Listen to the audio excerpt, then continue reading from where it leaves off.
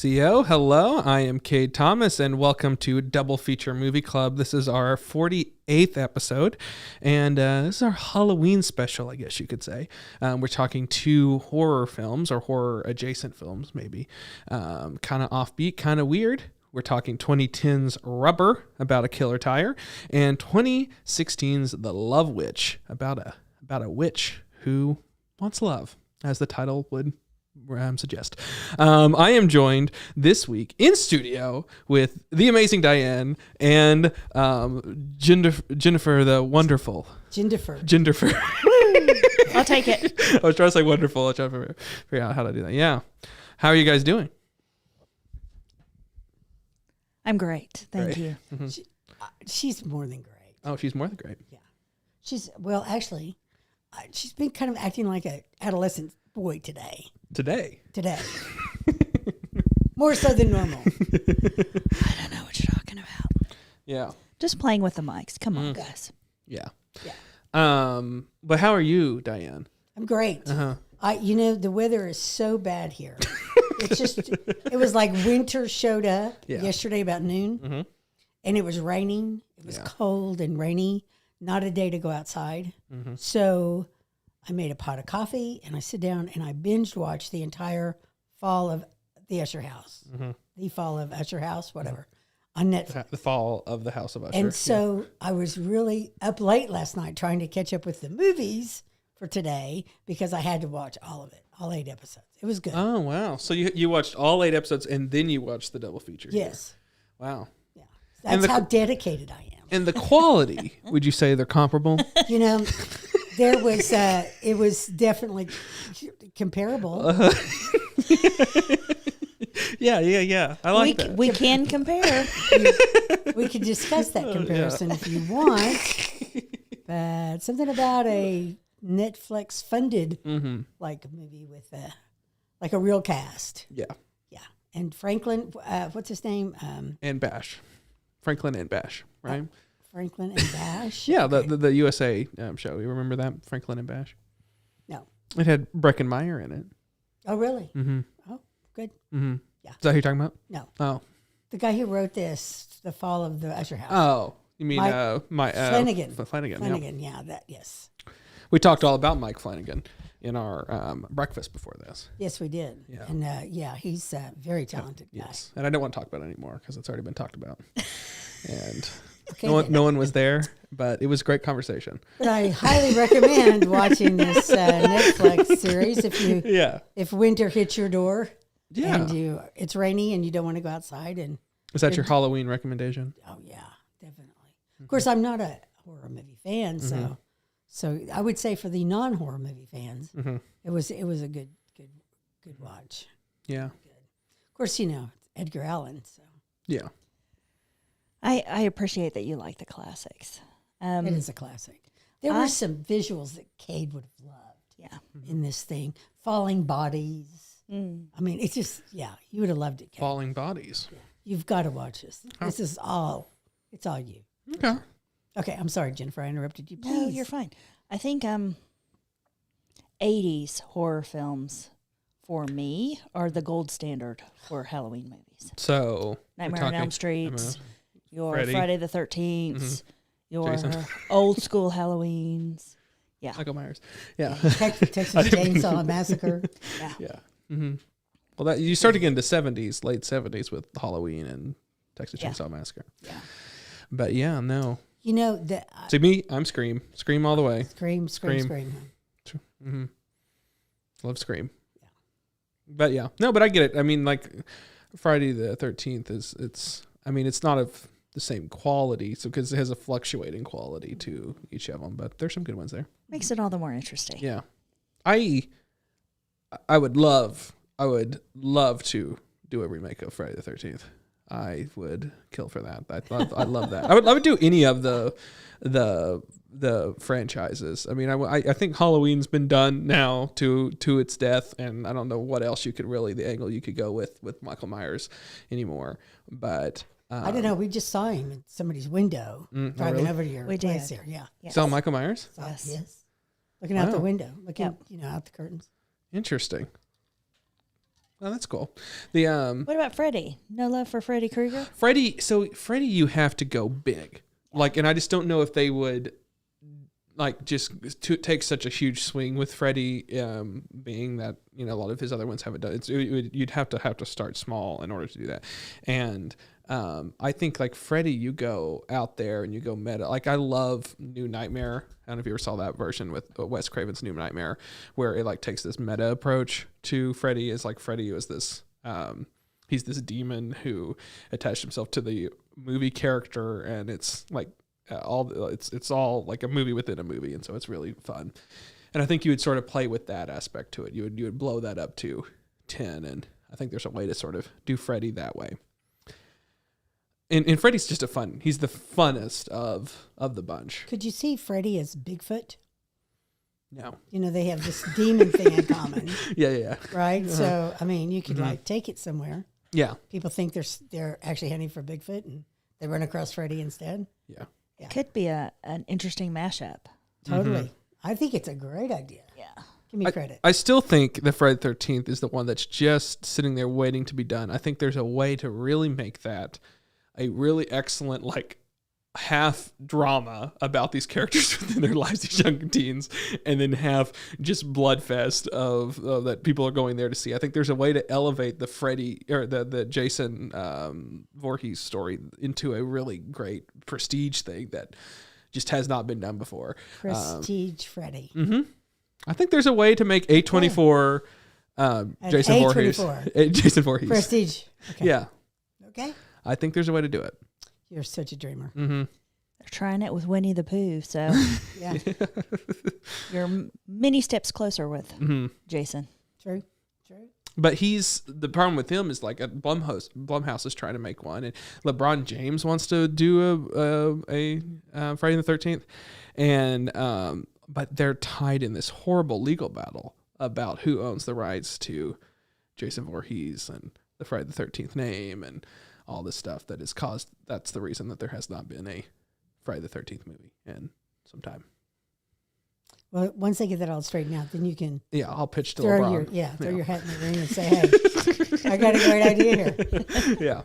Yeah. Well, great. But Scream's number one. Oh, obviously that's so. This year, what's your Halloween pick? Currently, I'm working my way through What We Do in the Shadows. I've skipped the last. I missed the last two seasons, even though I loved them, and so this past month I've been working my way through the last two seasons of What We Do in the Shadows, and I love that series. I love those characters, and so I'm almost wrapped up with that and caught up. And but they don't come out just at Halloween. No, they don't. Vampires are with us all the time. They are. Right, Jennifer? Yes. Mm-hmm. So I mean, that's what I'm watching outside of these movies that we have here today. Been busy otherwise, but yeah. No. How many seasons is there of that series? I want to say there's 5. Yeah. Wow. They come out pretty like more rapidly than you would imagine. Like that's kind of where I'm like, I've gotten behind really significantly here, and whereas other things take a lot longer. I just love the scenarios that they put them in, and it's a really good like use of the sitcom format with these eccentric characters that you wouldn't normally see, and it's like really dark, but it's also really fun, and it uses that genre in a subversive way that's really fun. Do you have to watch them in order? Yeah, they do. They do build upon it each one. It's not like like it doesn't reset like old sitcoms. I mean, some things you could watch an episode on its own and still kind of understand it, but there's a lot of the jokes are built on previous. Yes. Yeah. Okay. So where's it streaming at? Hulu. Oh, okay. On Hulu. Yeah. Yep. I'm going to dig that one out. If the weather stays like this, yes, it's time to like hunker down. Yeah. Not leave the house. I mean, it's like vampires at the city council meeting. Yeah, that's what ancient vampires at a modern city council. Yeah. I think those you can find that on Twitter, or I guess you have to call it X now, Instagram, TikTok. There's a lot of them on TikTok. Yeah. It's there's a lot of just really, really funny things in that. And I like how they shoot, which doesn't seem like it would be a problem, but like they shoot at night. Like it's all takes place at night because they're vampires, but they also shoot it at night, and that just elevates it to this other like I can't stand day for night, and it makes you can just feel it, and I love that aspect to it. Yeah, you've talked about that before. Yes, and so I think that's one thing that they just like the original What We Do in the Shadows, the film, they shot it all at night, and Wellington, which we watched, like they still it's just like for a television sitcom for them to.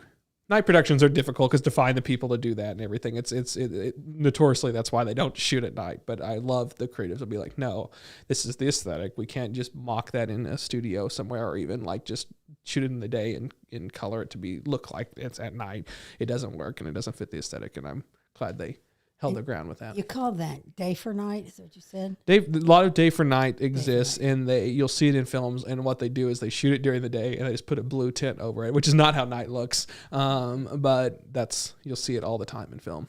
Yeah, that they just. The first time I heard him use that term, I thought of that Tom Cruise movie, with Cameron Diaz. With Cameron Diaz, and I thought, what the hell is he talking about? I do love that movie. I think it's one of the better rom-coms out there. But yeah.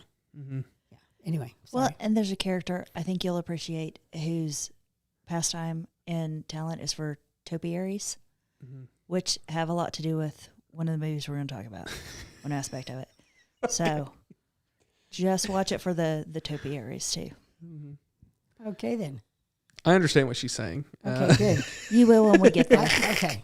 You'll explain this to me. Yes. It's got to have to be an age thing or something. No, it's you have to understand. You have to watch the show to know what the form that the topiaries are in. And okay. So, what about you, Jennifer? What are you watching for Halloween? Probably nothing. I have not been able to get into any shows lately. So, well, these two movies, obviously. You're gonna rewatch these? No. I think I would count these as Halloween. Yeah. So I will probably be playing a game or reading or something. I just what game? Right now I'm doing the Kingdom Hearts series. Okay. Yeah. That's fun. Yeah, having a good time. Yeah. That's fun. You can do that and watch TV and listen to a book all at the same time. That's the way her brain works. Mm-hmm. Sometimes that one the story can get confusing, but yes, it's fun. You have to have. You kind of have to the older read I get, the more anyways. ADHD I seem to be. I need it. Yeah, lots of stuff. Yeah, happening. that is a thing. Yeah, that is a proven thing. The older you get, the more ADHD you are because it's hard to concentrate on any one thing. Yeah. So you know what? You should feel lucky I am here concentrating on you. Oh, right now because I'm really Lucky thinking me. about this cookie. That's all that's left of my pumpkin cookie from Merritt's Bakery. Yes, you can send us a wave there, mate. Yeah, we'll be sponsored by Merritt's. I have no problem with that. No. To be Merritt's. We're talking all the good places. So the two films, while we're here, we're talking two offbeat horror films. Would you consider them horror films, first off? No, I wouldn't. I would say that, I would almost say that they're both comedy films before they're horror films. Yeah. I think the only reason they get the horror tag is the blood. But yeah. I mean, it is the genre. Yeah, I mean, that is I would say before even comedy and before horror and all that is they're both interested in their, I don't know, they have like a theme that they're going for or something, or a theme's a little generous for one of them. They have I had a word that I was going to use, but I've completely forgot it now. They have something. They have a context that they are working in, if that makes sense. Campy fun. Yeah. Well, yeah, we'll get into all that. So the two films we're talking about. or just campy. Some of it wasn't really fun. We'll get into that. We do not know how each other feels about these movies. We have not talked about them beforehand. We have not said anything. Cade gets all beside himself. We say any mention of the movie before we get on the podcast. Well, because here's the thing. We want all of the information to be on the podcast. I mean, there's nothing I dislike more, and this is for you, the viewer. This is all for you, the listener. That we don't do that because I can't stand when I listen to podcasts and they're like, as we said before, or like, well, did we say that on the pod, or did we, and it's like, just to just sit in silence about what you're doing for the listener. So it's all for you, the listener. The reason we don't talk about this beforehand. I thought it was an only child thing. This whole time. I thought it's not about control, Diane. It's all about control. It's not about control. It's about the listener, okay? It had to be about something. Okay, so we're about to jump in here. We're talking two movies: 2010's Rubber, about a killer tire, and 2016's The Love Witch, about a killer love witch. Well, they're both serial killers in a lot of ways. In a lot of ways. Yes. In a very literal way. Yes, in all the ways. Yeah. Metaphorically, I guess it could also be about a serial killer. Yes. So yeah, that this is our Halloween special. Hope you're enjoying it. Diane, right after this little musical interlude, will give us the plot, the deep, rich plot of the movie Rubber, about a killer tire. And you got to give more than just saying it's about a killer tire, okay? Well, you've already said that. No, I know. That's what I'm saying. You can't even say that, Diane. You had to come up with different words than tire and killer. You got the hardest one. I think I've got this. I think I know what I'm going to say exactly. Okay. Right after this musical interlude.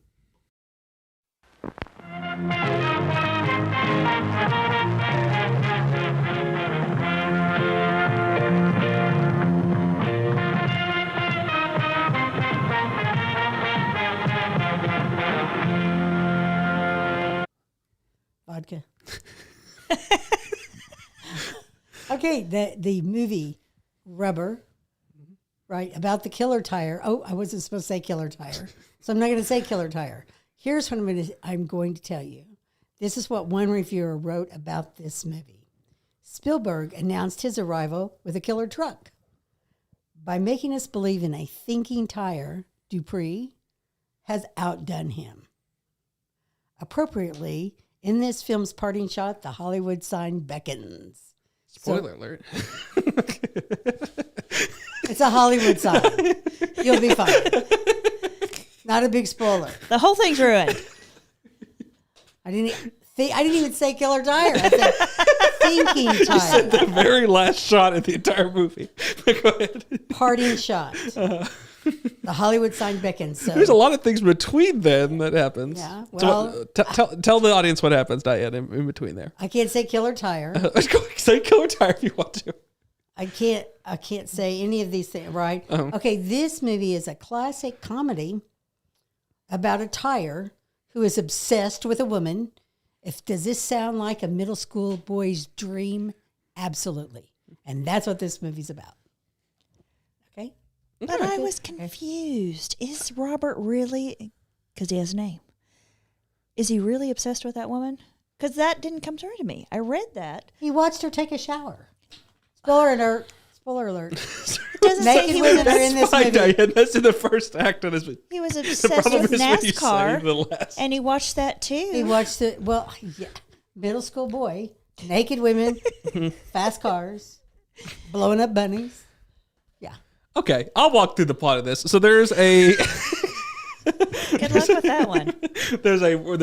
The film opens. So there is a meta commentary that's throughout this, of this idea that they're watching a film within a film. There's a group of people that are stand-ins for the audience. We open with the sheriff telling directly to the audience, running over all these chairs that are there, saying you're not going to be comfortable by this movie. And they tell directly to the camera, this movie is not going to make any sense. There's not going to be any rhyme or reason to this, that there's this idea that that if you're looking for reason in this, you're not going to find it. That's the opening scene of the film. So that fits perfectly in my description. Yes. So there is no reason for this film. I mean, there's no rhyme or reason. Yes. And they're actually not watching a movie. They're watching through binoculars a movie being shot.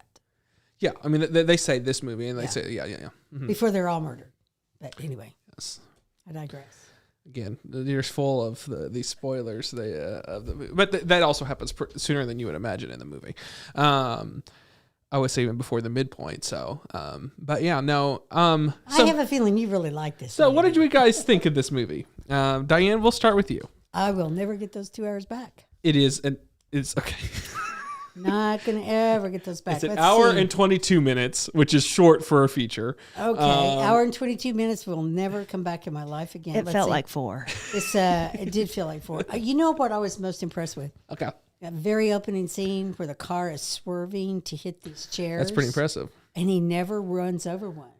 But he's able to hit them hard enough for them to collapse. Obviously, they weren't put together. Yeah. Okay. Mm-hmm. But, I mean, he just bumpers them.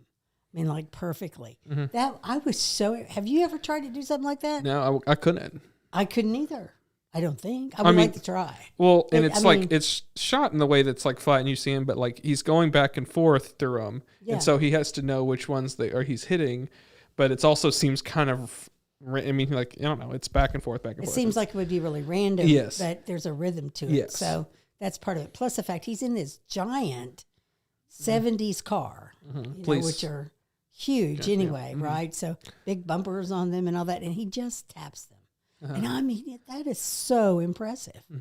That was more impressive than a tire that was capable of thinking and using its brain too. I must say the effects in this is pretty good. Like the fact that they had to, I don't exactly know how they did the tire. Like that's, I could look into it or whatever, but I was kind of mesmerized by that of like how they would even shoot that. Like was there some sort of mechanism that they then like in post remove? You know, is it like on a track or is it, how is that happening? Some of it you could tell by the way what you were seeing in the tire. Yes. That somebody was controlling it. Yes. Every shot you couldn't help but go, how in the heck did they do that? Or, this is how they did it. So instead of watching a movie, you're actually watching how did they do this effect? I mean, so the one that makes the most sense is when they're like behind the thing and you don't see the bottom of the tire. It's like, okay, I can that one. Okay, that doesn't make. Or they roll it off in the pool. Yes, yeah. Like so, those make sense and everything, but it's the ones that are like there's nothing and it's just a tire moving. You know, is a little bit. That's a little bit harder too. I'm like, okay, I don't exactly know how they did that. It has to be something that's removed in post, but you don't see where even that would be at. Like it's a really good effect. It's a really good effect. So as long as you don't need a plot or anything else, yeah. So what'd you think of it, Jennifer? I would have actually really liked this if it had been 20 minutes long. It would have really been a good short. Yes, just because you'd be like, how did they do that? Yeah. Even some of the points that he was or was not trying to make, that's not clear. You could have covered in a shorter piece. It felt belabored. The joke was way too long. The only time I laughed, I'm not so sure it's supposed to be a comedy, but the only time I laughed was when the tire's sitting there watching NASCAR, which that was pretty funny. Cracked me up. Why did it breathe? Why did it drink out of a puddle? It's a tire.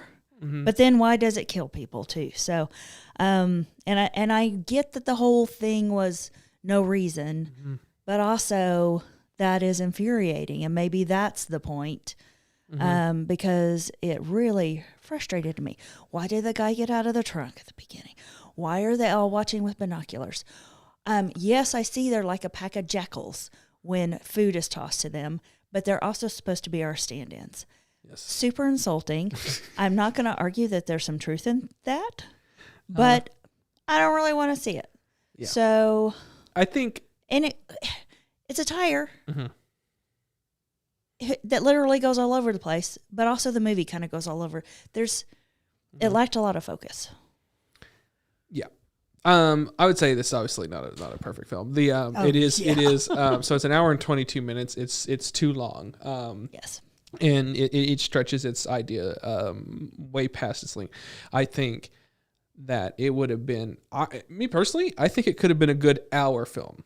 But that's in a no man's land of like, I made an hour long film where it's like, I know that you can't screen that at film festivals. I understand at times it seemed like we have to it's at an hour and 22 minutes so that it can be a feature. And so there's scenes that just take too long that are like, just can because. Be and should be are two different things. Yes. So it's in order to be a feature, it's right on that edge of it not being able to be a feature. So I understand why they had to, from a screening perspective, pack that out as much as they can. So there's this extended scenes of this tire just roaming and doing different things. And the last scene in particular, it's just like, wow, can we just end it already? But it's got to be at that length. Like I would argue that you could probably take out 7 minutes of it and it'd be an hour and 15, and you probably would be good from being able to be a feature length. But it's still the film would still be too long from a narrative, like from just the run of the story that you're telling. It's not long enough to be a feature. I think that there is a good hour there though that would be fine. You're younger too. You have a lot of life. You do. Yeah. So you've got time. Mm-hmm. If you have less time, See, I really want a 20-minute. And to me, I'm repeatedly, I do feel like the person on the show that says these things are too long and and everything. And I do feel that about a lot of films. That we would agree with him. He's going against that. Well, I'm saying it's too long for an hour and a half or an hour and 22 minutes. This is one where you get the joke immediately, and after that, it's just retelling the joke over and over and over and over. I think that I get if the joke, yes, the joke is that a killer tire and everything, blah blah blah. That's not crazy or whatever. But there's an extra added layer of the meta reading that is interesting. I can't say I 100% either. I don't think it works 100% because the turkey scene is so bizarre. And like that is where I'm like, I have a hard time of like, well, what's the turkey represent? But you have this added layer of like the movie being like, it doesn't matter what it represents. It does. Yeah. But in particular, that is one that is like, I fundamentally do not understand what that represents. I understand perhaps like, is it capitalism? To me, it's an audience that is content. It is. Yeah. It is consumerism. That's consumerism. To me, it's about an audience that is giving up on the thing that they're supposed to be doing. Like this movie is overlong and over, and it's like the movie knowing that. And it's the movie saying that the audience has already left. The audience is they got their fill of what this is going to be. They got other things that they want to do with this movie's uninteresting. But there's one person in the audience that's like, no, I want to know what story you're telling, so I'm going to stay to the very end. And it's a movie that's like, we don't have a point that we're doing here. Please leave. So it's like a movie that's upset with the audience, and which I kind of like, but I know that some people would they're like, well, I'm an audience. Why are you upset with me? I came here to have a good time. Exactly. Yeah. But I do like a film that is just really upset that the audience even exists. Like that's funny to me. I think that that's actually kind of fun. So I end up really liking the meta reading of it more than really anything else in the entire in the film. And you don't think they could have included that aspect of it in a shorter one? You still think it would need to be about an hour? Because I think they could hit that. There's material there that I think I like the execution of it. It's just, to me, the stuff that overstayed its welcome is just these extended shots of this tire that's just going through all the things. And it's like, and you like in the beginning when he's like blowing up, because he's also telekinetic. I don't know if we said that at all. He blows up things with his mind. That's where he gets the phrase killer tire. Yes. I thought he was going to run over everything, but like he doesn't have enough power to do that. Yeah. Wouldn't hurt anything. Yes. Except for he did, run over the scorpion. Yes. Which, But so he blows up things with his tire mind, and because he's a thinking being. Yes, he's some sort of powerful being. Thinking, breathing, puddle drinking, being, swimming, bathing. But I ended up latching on to. I loved the sheriff character.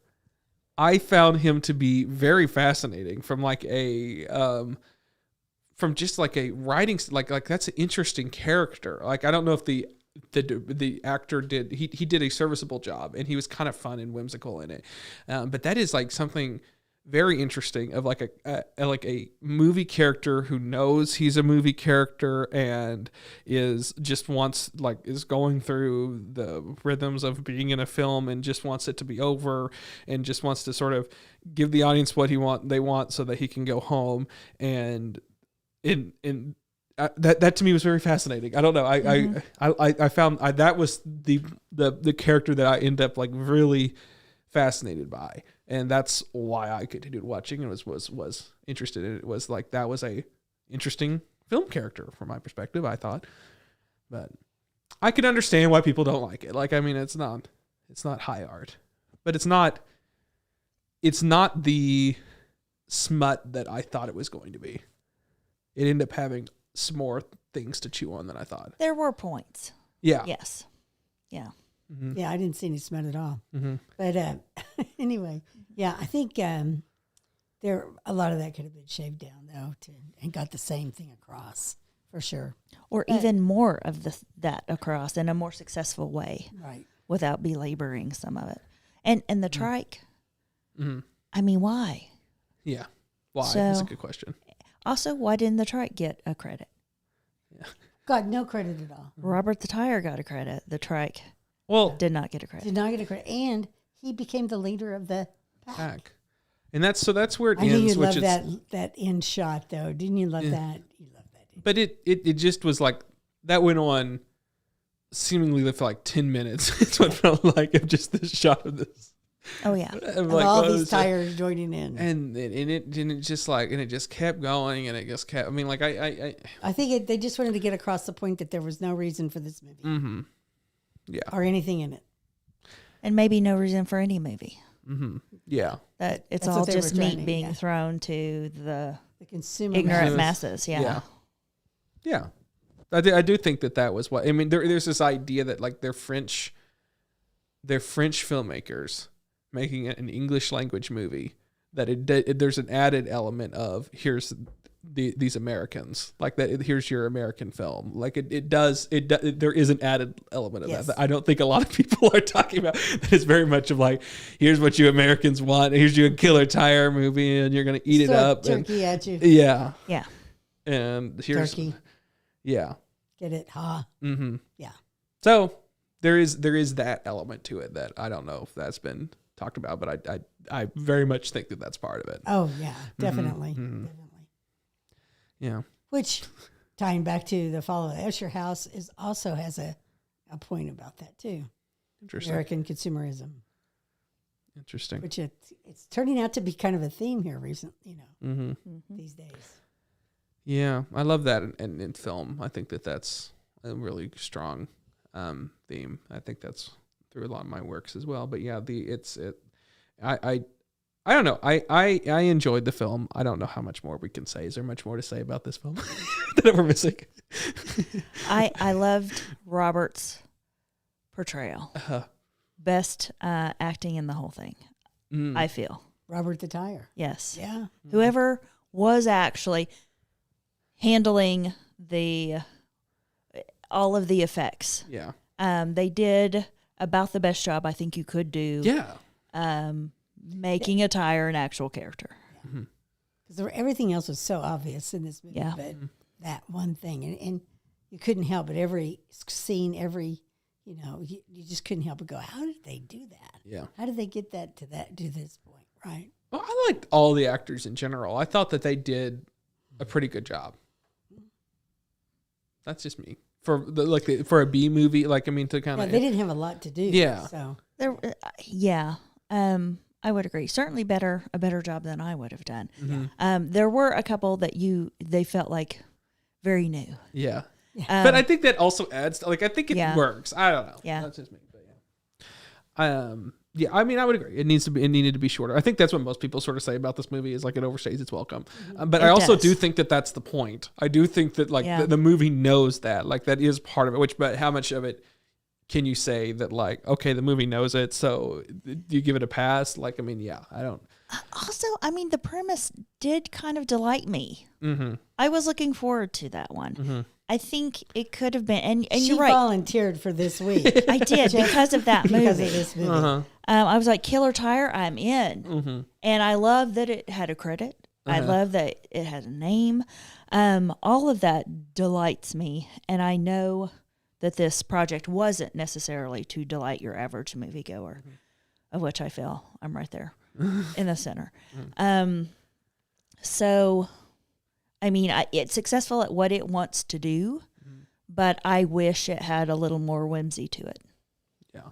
Well, it had some whimsy. I think like it definitely went in a different direction, I thought. I remember, like I said, when we was talking before, even though I don't like doing that,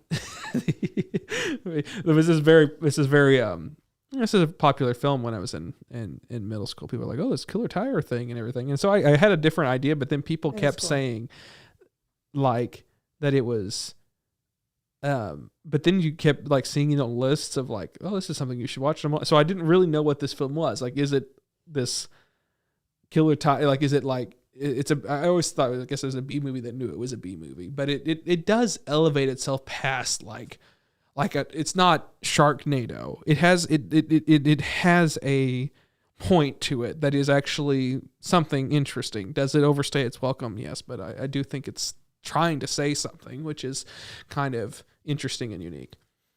But at the end of the day, will you like it? I don't know. Diane, would you recommend this to people? And why? Because it's an hour and 22 minutes too long. Oh, you think it's an hour? The whole thing shouldn't exist. It's just not for. It was not for me personally. I don't need this. I could have gone the rest of my life and not ever seen this movie and been okay. Right, but no. Poor guys. I mean, yeah. So it's got a 67% on Rotten Tomatoes. It was played at the Cannes Film Festival, premiered there. From the critics. It has a 46 from the audience. So I'm in the part of the audience that's the 64 that don't care for it. Mm-hmm. Yes. Not in the 64, the audience. 54. The 54, sorry. My math was all wrong. My arithmetic was wrong. But yeah, the 54% that didn't care for this movie. Yeah. So no, I don't recommend it. But you know what? People are going to watch what they want to watch anyway, right? Mm-hmm. Yeah. Jennifer, would you recommend this movie and why? I would recommend it with extreme caveats. To your average person that just wants an entertaining film, no. However, if you are interested in the history of movies, the history of storytelling, the making of stories today, then certainly this has some interesting things to say and to watch. Or a junior college film student. Yeah. There you go. That's the audience. Yeah.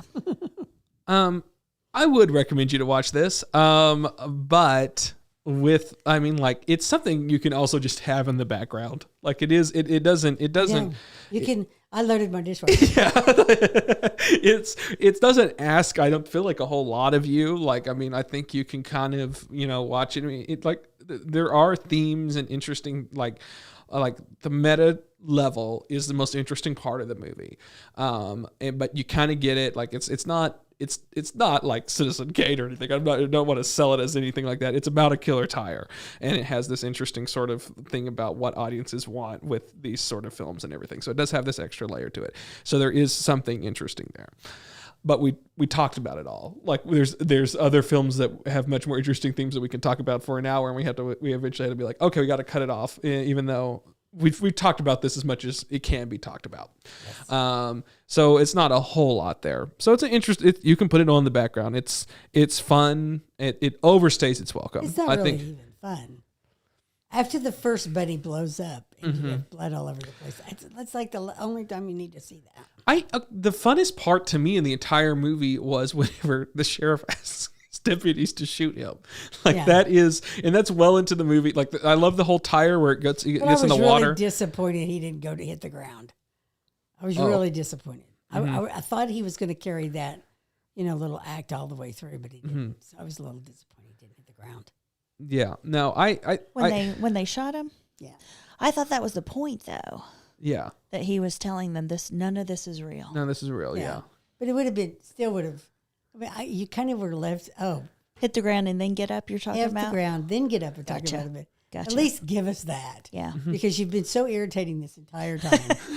I really need you I to like hit the ground. the sheriff to me was the highlight of the whole thing, and that is well worth like watching it all is because of that character. I found him to be very interesting, and just from like even like a screenwriting perspective, of like I've always wanted to see a character that knows it's in a film. That happens every once in a while in films, and it's always fun. It's a treat where he's like in a film and he's like the only one who knows he's in that, and like how he's like reacts to that is really interesting.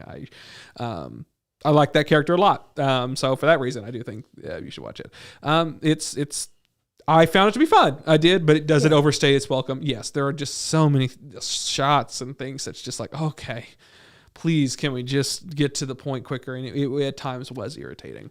But it was also just disposable. There wasn't anything I think offensively bad about it. There wasn't anything offensively awful about it. And there wasn't anything that was supremely great. But it's an enjoyable little film, so I recommend it. Yeah, it's free on Max. That's all we can say. They used a lot of macro lenses. I had 2 notes in here: sheriff and macro lenses. And so I just want to say that there's a lot of really cool close-ups of like of dirt falling off this tire. just extreme close-ups of things happening. A scorpion getting squished. Mm-hmm. Yeah. The tire breathing. All of that, yeah. They really loved that effect, didn't they? Mm-hmm. They really did. A lot. Yeah. Well, great. That is a Rubber from 2010. Sorry that we couldn't dig more into that, but that is that conversation. Next, we're going to go to our intermission, and when we get back, Jennifer is going to give the plot of The Love Witch, which I can't wait to see her talk about this film. Right after this intermission. Good evening, ladies and gentlemen. It's intermission time. All these delicious treats are waiting for you at the refreshment stand. Delicious fresh popcorn, ice-cold cola, and candy you know and love. They're all ready for you now, so you won't have to miss any of the feature. Come and get them. And now, on with the show.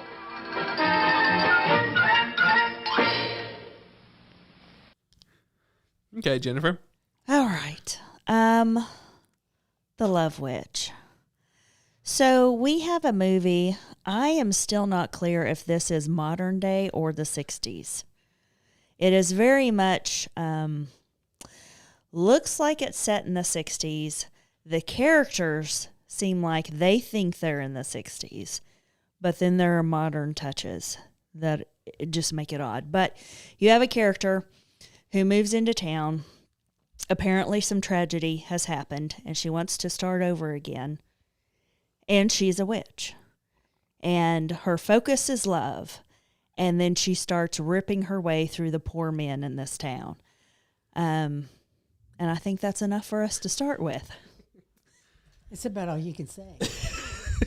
Well, I have a lot more to say, though. Unless you're like Diane and said, in the very last frame of the movie, this is what happens. Well, No. It's fine. I think you just unplugged something. I unplug. I can hear. Can you You hear? can hear me through the mic? Mm-hmm. Okay, I can't hear you through the mic. You can't hear anything? Uh-oh. Can you talk? Yeah. Okay, we're fine. You can hear? I can hear you, kind of. Yeah. I can hear you, kind of, Okay. but not through my head. I can take these off and be okay. Well, plug hers back in. It's okay. You can just not. I can just take them Well, no, off. this is fine, Diane. We'll stop the whole thing Because you unplugged my headphone. Because there's no checklist, So Can you hear? yes, thank you. Okay. Anyway, Okay. my second car was a 1965 Mustang, which is a cooler thing to say now than it was then, because there were a lot of them on the road back then. But then, but my first car was a '59 Baby Blue Thunderbird, and it just broke my heart when I wrecked that car. Oh. Oh, Wow. it was so pretty. Anyway, so if you saw the Man from U.N.C.L.E., which is a beautifully done 1960s, movie with production from the 60s, et cetera, et cetera. Mm-hmm. This movie is not that. No. No. But it does have that kind of 60s camp. It kind Yes. of, when I was watching, I kept thinking of Adam 12 and the Mod Squad. And I was thinking just because Bewitched. of the hair and the makeup. And OG Star Trek. Yeah. Star All Trek. the vibes I was getting. Batman. Yeah. I mean, it does have like a different side of the 60s that we kind of like forget, like that sort of style of there are films that were stationary camera light, like how we're doing this light right now, where it's not actually cinematic. It's flat lighting, harsh really lighting. hard to look that way. It's harsh lighting directly in the subject's faces. We did that intentionally this week. All the other weeks it's not.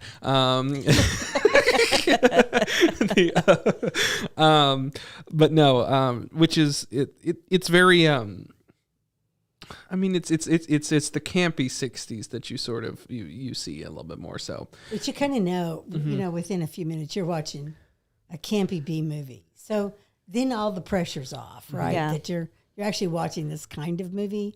So just enjoy it for this kind of movie that it is. Well, there's the rear projection whenever they're driving, which I love that. Like there's the style of this is the highlight to me, at least. It is. It is so precise with what it's doing, and in the set design and the costuming and the hair and the makeup. It's all very intentional. But you're right. There is this idea that it technically doesn't take place in the 60s. That's what I was wondering, because I didn't know if it was a function of the budget. But you have main characters who are in cars from the 60s. But you see modern cars in the parking lot. Well, the other housewife, she pulls up in like a modern day BMW.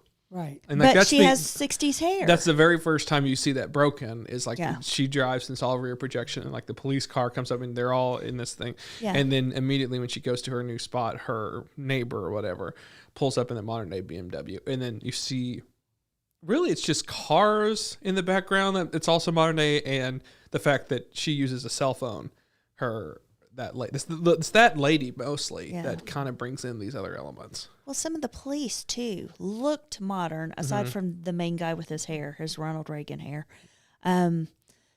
Certainly, the things they did were not modern. Police would not be digging for just. Or bring in I don't know how much we want to get into the details, but I mean, bring in the witness to just walk through the house. It was, and at times I was like, well, maybe we are in the 60s. It has a fever dream kind of quality to it. But then at the end, they're talking about DNA testing, and I'm like, well, no, now we're back in. So, and I'll tell you the thing that, from an aesthetic standpoint, that threw me out. That was so like everything is like, so it's shot on 35 millimeter. So it's with film, like they're very trying to make it aesthetically of that time. But the lighting, and I don't want to go, guys, with all this stuff, with technical stuff, but it is LED lighting. And that throws me off completely with this film. It's very pale, blue, white lighting from LED. And it's like that, nothing throws me out of like time period movies than whenever they light something LED. And that is, I understand why they do it. You don't have the humming. You don't have, it's easier to set up. You don't have to have a whole crew that's just lighting crew. So I get why they do it, but it did throw me out a little bit. But at the same time, it's modern. It's supposed to be in the modern day, so it's like this weird blend of that. So I cut it some slack in that from that respect. I think what she wanted to make was a 60s movie, but didn't have the money to make a completely 60s movie. So she went with just this blend. That's what I'm thinking. I would agree, but then like the cell phone like plays an important part in the movie. Like, so there's parts in the script that would suggest, like, it would be, I think it would work better. It was probably written by somebody who had not had to live without a cell phone. Didn't know what else to do. Oh my God, we can use a cell phone. Yeah. Get a cell phone in here now. Yeah. then you have the DNA testing at the end Yeah, too. that's So just it, yeah. just Yes. when I would agree with you, I would think, oh, well, they just didn't have the money to go all the way.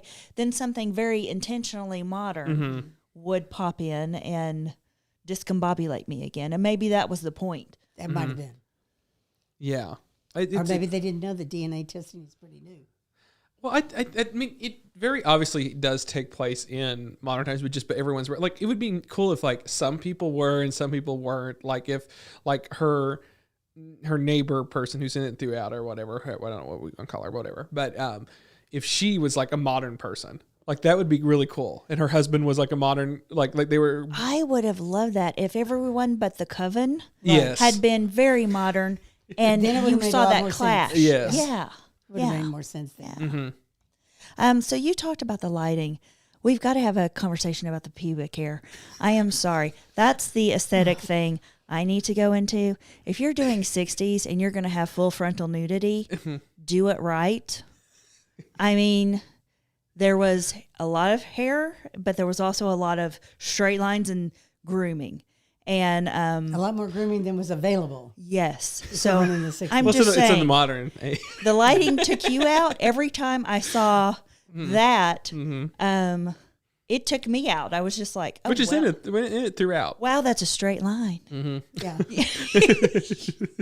Oh, in the Yeah. world. Yeah. Yes. You want to say more about that, Diane? No, by that I was going to point, offer that, or this do you was- want the this subject to was change? Jennifer's that threw her out. What got Jennifer, do you want to me- say more about it I do. before we move on and never talk about it again? Before we move on and never talk about it again. Also, we did have some earlier discussions, since we were mentioning earlier discussions. It would be nice to see some full frontal of some younger attractive individuals. That's all I'm saying. But I mean, for what it was well done. I just was distracted by the grooming of the parts. Everyone. Yes. It's not just, it's everyone. In both good and bad ways. Good and bad ways. And, Yeah. And you know, we girls rarely get the full frontal of our opposite sex partners. And it should be, we should at least have one character that looks as good as the lead character who's female. Yeah. No, Well, we there didn't was get that. Yeah. there was a wide shot of them frolicking around the campsite. Not a single guy worth looking at. Well, no, so there were some. The point is, her attractive love interest. Yeah, In the end, no, we didn't get. you're any right. You're of right. that. Yeah. None. What we got were the 40-year-old Joe Or the- Bob or Coven the members 70-year-old. who look Yeah. like they've never they've never washed their hair from the waist up, and then from the waist down, they apparently get waxed every week. So Except the it's- old guy, which I think there is a learning. This could be used as a learning tool. yeah. That old guys, your hair turns gray all over. All over. Yes. Yeah, it happens to men, and now we know that for sure. Yes. Yeah, Yeah. Well, there you which go. I really wish I didn't know that, but I do now. It was just more. Inconsistency. Yes. Yes. Very inconsistent. Yeah. You know what would throw me out is, you know, she's this beautiful lingerie that she wears throughout the movie. Is that a spoiler alert? Should I say that? She's beautiful She lingerie. does. Yeah. But there Yes. are tags involved. Oh, I didn't see Yeah, that. there There are was tags? some labeling in there that it was like, are they going to take it back after this? I movie? bet ya. I bet ya. Ooh, that's disgusting. Because, you know. Well, that you're could be right. worth more in certain circles. Well, and that lingerie, but you're right. That stuff costs a lot of money, the really good stuff. Yeah. And the 60s, it was almost a fetish. The 60s aesthetic, it seemed, for her. Yeah. Well, I think for the filmmaker too. Well, I Yeah. think she was trying to go there. Seemingly that's her style. Like I've looked up sort of like these past things. 'Cause I was like fascinated. Like, is this the outlier or is this? And it's like no, she does this sort of 60s, even like just like that Most different things from that time period. burlesque is done in the 60s. The makeup and the hair and the everything about that is kind of 60s with exceptional grooming. But if burlesque, if you ever see any burlesque, it's like that now. And I think that's kind of the background for some of this. Is that. and on this, I thought the themes were interesting, but everything got a little muddy. Yeah. Yeah. But I love you have this woman who seems to have this longing for love, who you come to find out has basically been abused by men her whole life, has turned into a bit of a monster, and yet feels like she's the victim in everything. We don't really get into much discussion about consent, but she's drugging the men left and right. With a love potion. I think there are a lot of ideas here. So it's an interesting movie to kind of chew on. And I get the impression the filmmaker wanted to kind of flip, the male-female role in this. Yeah. She's making a movie about a serial killer, but instead of the serial killer being a man, it's a woman, but still using the same tropes, right? I mean, to hear this woman say, he cried like a little girl. That's not the first time a woman's ever said that, but I guess to this filmmaker it was important to include those because this way she can say it's feminist for a woman to say he cried like a little girl, or he was as emotional as a woman. Being able to say those things coming out of a woman's mouth, that kind of. And a bit of self-hatred, a lot of self-hatred for the main character. She didn't seem to really appreciate. She was so overly feminine, and yet you have this whole thing and this sort of disdain that she has inside for other women. It seems, though she would be the last to say that. Right. Yes. Yeah. Because of her best friend. Yeah. Yes. Yeah. Yeah. But it was an interesting film. Yeah. From the perspective that did you like it? I mean, I don't think we said that up front. Did you like the film? it's a hard one because it is hard. There's parts of it I really appreciated, and I love the makeup and the hair. Oh my God. Yeah. It just like took me back in time to the girls my older brothers dated. Because they had that kind of makeup and so dramatic and, that kind of thing. Love some of the cars because, We should have watched this with Priscilla. Ooh, Yeah. yeah. Yeah. Because she definitely had a Priscilla look about her. So that part of it I enjoyed. I enjoyed the fact that the main character is a woman and she's a serial killer. You don't get to see that very often in film at all. Now, I don't think she knew she was a serial killer, but then again, most serial killers don't know they're serial killers. So she had her own way. She, she even had the trophies. She even had a drawer full of her trophies and, all that stuff. And she was so freaking crazy, that you just had to go, okay, you are a crazy bitch, aren't you? Yeah. But I kind of like that. I like that part of it, the fact that they took a female character, ultra feminine female character, and made her a serial killer. Kind of love that. In the guise of a search for love. Yes. Well, and most serial killers, it is, if any that you read or, see movies about whatever, documentaries, they are searching for something. Yeah. Either replacing their mama or they want to be loved or whatever. And her trigger was when her husband left her. And she just couldn't take it. Yeah. So she learned how to become a killer. So she went to witchcraft. Yeah. And she didn't even realize it. She was the one that was causing the death at the beginning, which I kind of love that. Yeah. I would say, I can't say I liked this one. Yeah. I thought it was interesting. Yeah. I, again, thought it was too long. Oh. I think it could have been. This is the one that I was like, this one's over. When I saw it was 2 hours, I was like, oh, please. Now, I could have done with about 45 minutes less of this. I mean, it was a lot of it was a lot of talking. A lot of talking. And saying the same thing and talking, over and over in and over circles. again. And, okay. I'm going to jump in here. I'm going to keep eating my cookie now. It's time for Cade to tell us what we should be really thinking about. No, Mr. Filmmaker here. Okay, now I'll step in here. It is an interesting film. I think it has some interesting things going on, and from a set design and all that, it's just brilliant. This film took 7 years to make, and it's all this prep work because the writer director, she made a lot of the costuming. She comes from like a family of costumers.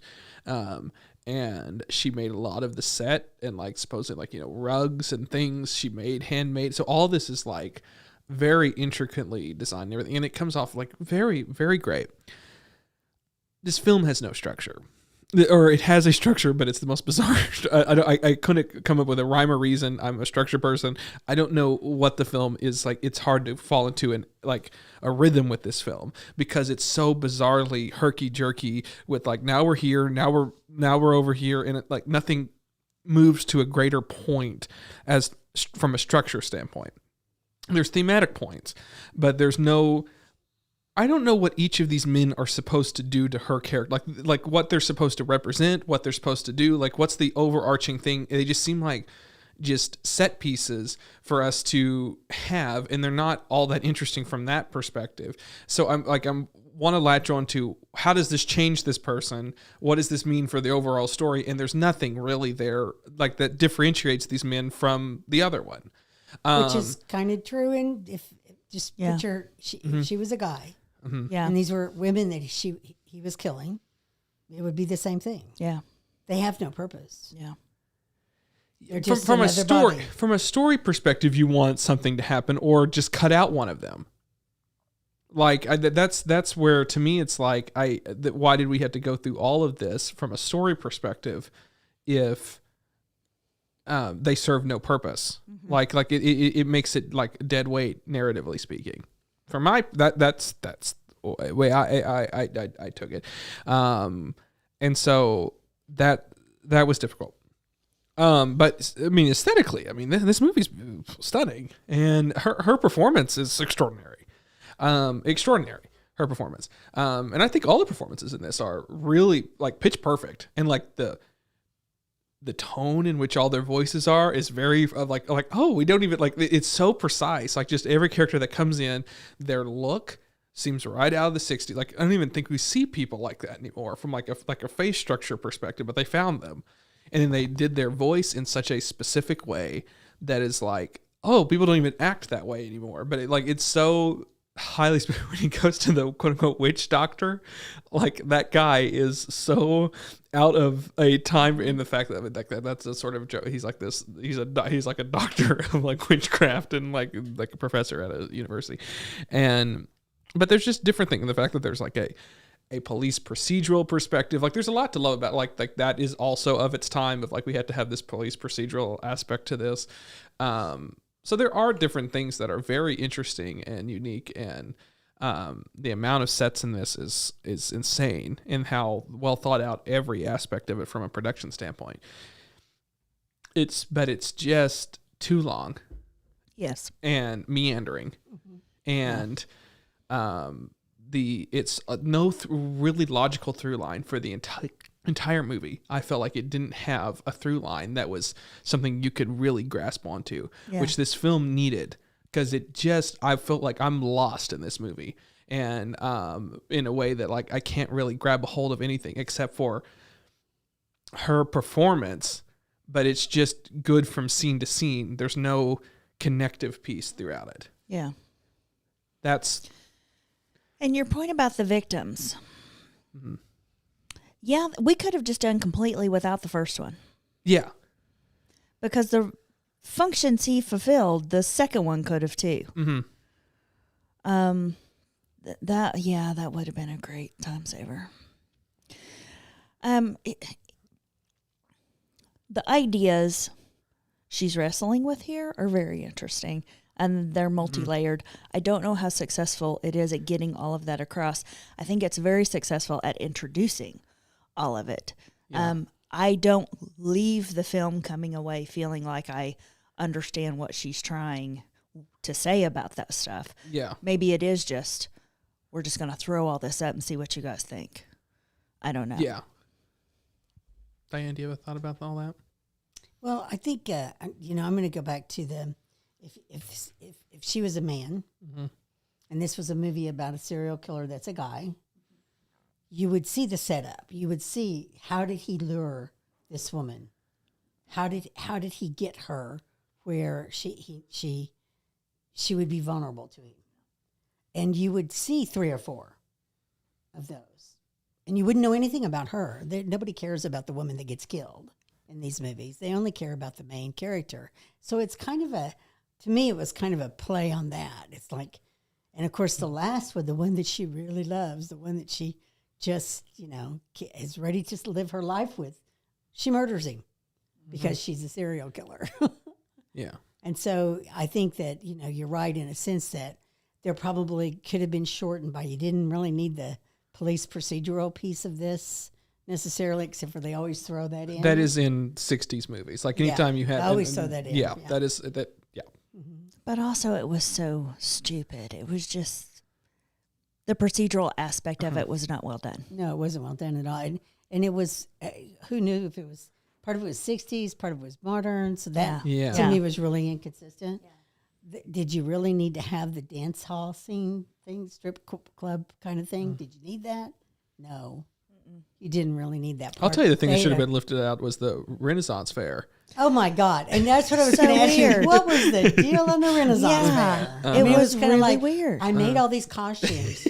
So we're going to have this sequence of scenes because I made the costume. Yeah. But it's only the Coven Renaissance either. It's not even like a full Renaissance fair. It's just... And it took me a little bit to figure out, that is the Coven. Yeah. It's having this He's like, well, how do you know these people? Exactly. And he's just like, okay, let's get pseudo-married. Yeah. This isn't weird at all. Put tights on me. So that could have all, But she made the costume. She worked years. So she was going to have them in her movie. Yeah. Now, just kind of a FYI, the critics love this movie. Oh yes, I know. I've known. There's been screenings of this film. Like it is well loved within a lot of circles. It is one of these films that is like 95. Yeah, that's Oscar level. It's interesting because it's flown under the radar. It's not like a huge hit, but like there's people that like whatever they hit the beat to this drum or whatever the phrase is. It is well loved. I mean, in a lot of professors and things like this is a feminist theory movie where a lot of like feminist professors will dissect this film and talk about it and everything. So it does have that aspect to it as well. And I think it's just because it flips it. Mm-hmm. It just flips what we are used to seeing and the way we're seeing it in it. And well, that doesn't sound too deep, Diane. I hate it when they call it feminist. Yeah. Because look up the freaking definition. Mm-hmm. It just means people are treated equally, regardless of gender. So, okay. Yeah. Okay. So, So, and I don't like these films. This movie has not. I don't think she was treated equally. No.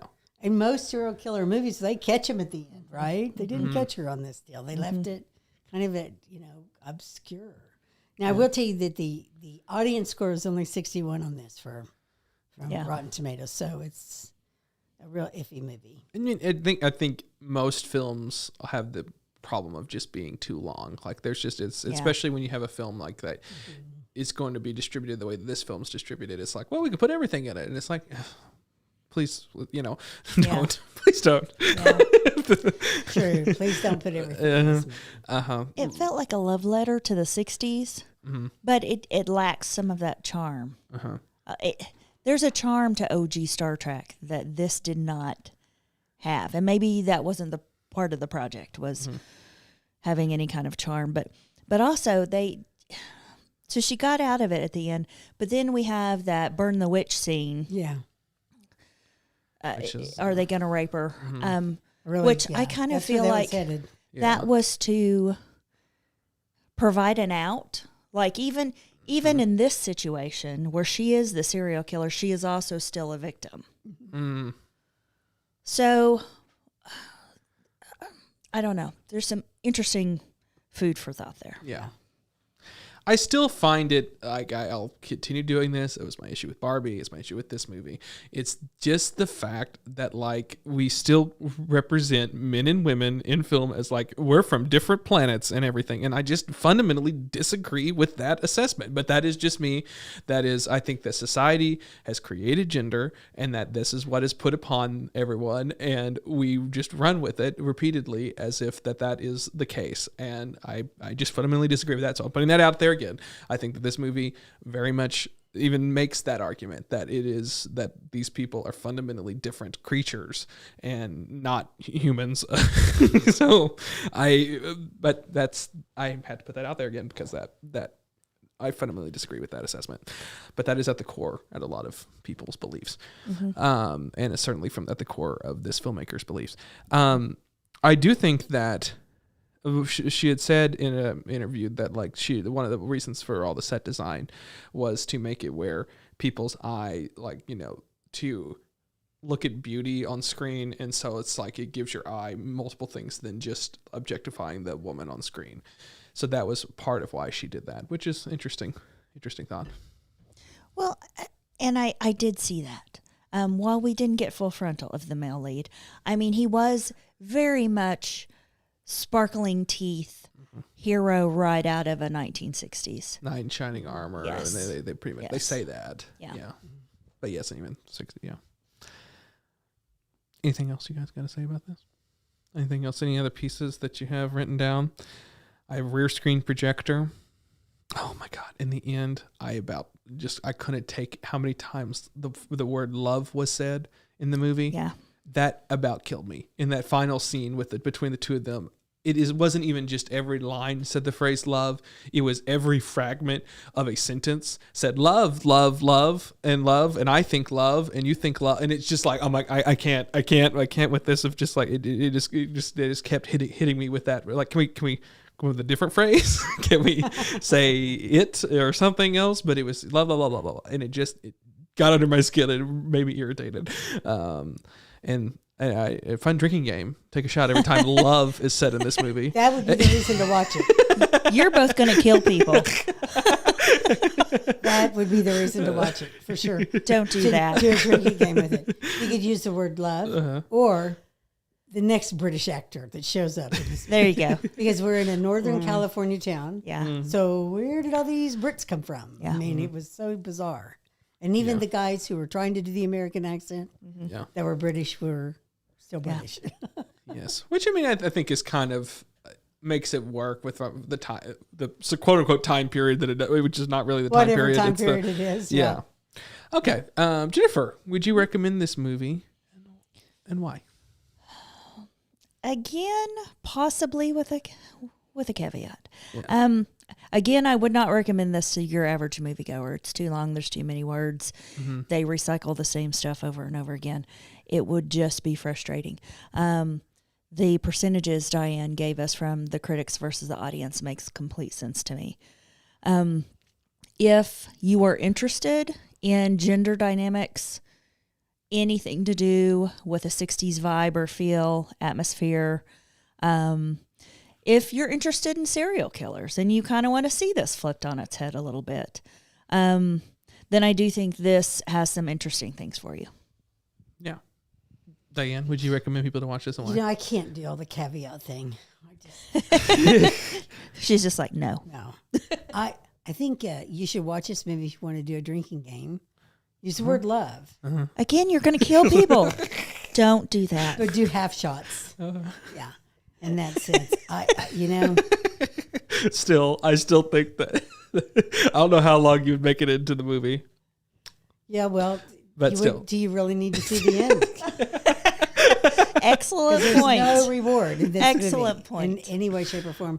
Because I'm trying to think of like the highlights. Like I'm trying to think of like even like the rewards that you give an audience for sticking around. And this movie, you get it. Like you get it. Like there's new sets, but like even that is not enough to like I don't know. It's yeah. So here's my recommendation. Okay, go ahead. You can buy her art on Etsy. Do that. Oh, you can buy the art that's in the Because you talked about the set down. She spent years putting all this stuff together. Actually, but really, I didn't even think about the art till you mentioned it. But not all of it was really yucky. Some of it was kind of good, kind of bohemian looking art. Maybe a couple of pieces, and then it was like mismatched breasts and eyes all over the place. Yeah. Which that may be your thing. That sounds like That's if that sounds like the decor you want in your home, go for it. Yeah. That could have been the drinking game. Yeah. Every time you saw some uneven nipples and or eyes, Yeah. take a drink. Yeah. Yeah. Do you have any more, Diane? I just want to make sure I had the right name there, because when I clicked on it, it said, "Oh wow, you can buy the art on Etsy." Yeah, I'd buy the art, but I wouldn't watch this movie. Oh, so you don't recommend people to watch the movie? No, like I said, Why did I come up with the most negative in this thing, and I'm about to recommend people to watch it? You guys seem so much more positive than me, and you guys are like, absolutely not, and I'm like, go for it. So no, okay. See, you would like all the technical parts of it, which is like shot in old school kind of way, and all that kind of stuff. So again, filmmaker. Yeah. I mean, I would say most people don't. You're not going to get anything out of this, but from a technical thing, it is pretty impressive, and so I would ultimately recommend you to watch it. Kind of half watch it. Again, it's another one. I think you're going to miss some things, but I still think the drinking game that you brought up was the best idea. Yeah, I mean, it's a chore to watch. That's the perfect way to put it. Yeah. It's definitely not Barbie. But it is a chore. No, it's a chore, and it is. But there is. I mean, that performance is really extraordinary. The central performance. I don't think we really said too much, but it is a really good performance. I'm glad you brought that up. But you're exactly right, and for that matter, all of the performances, the one you're talking about especially, but all of the performances I thought were cuts above the last movie.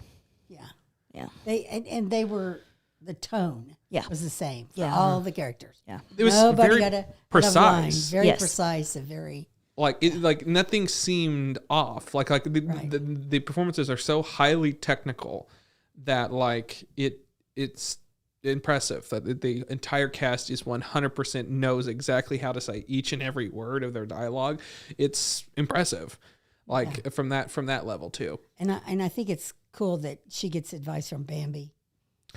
They have tarot cards. I mean, there's some cool things about it. Yeah, the aesthetics and everything in this movie is really interesting and all that. I was going to say that like the 60s to me is specifically this style of the 60s is the dip in like mid-century I don't care for all that much. I like the sleek sort of utilitarian designs of the 50s with like hints of futurism, and then I like the 70s of where it's kind of groovy and earthy, and I like that parts of it. The 60s where it's so gaudy and so over the top and grotesque, that's the dip in the mid-century that I don't care for. But and the 50s that was and most 60s, of it, by the way.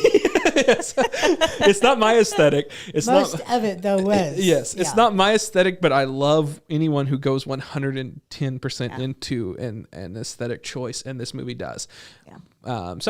I would recommend it if that sounds interesting to you, if you want to sort of watch it from a set design performance standpoint. It has some really interesting things in it. It's too long. It's too long of a film, and it's meandering, and it's unfocused, and but I think it's saying some interesting stuff. But or it's saying what they want to say, I guess. So that's The Love Witch. It was not a ringing endorsement for me, but yeah, I still think if it sounds interesting to you, then you'll like it. That's Love Witch. You guys got anything else to say about that? Nope. Okay. Great. We're going to head into preview time, where we're going to preview next week's upcoming attractions.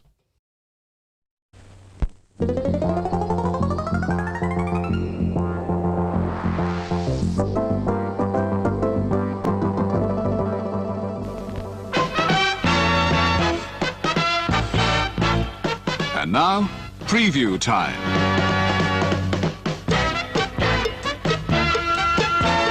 When it comes to entertainment, you can't beat a good film.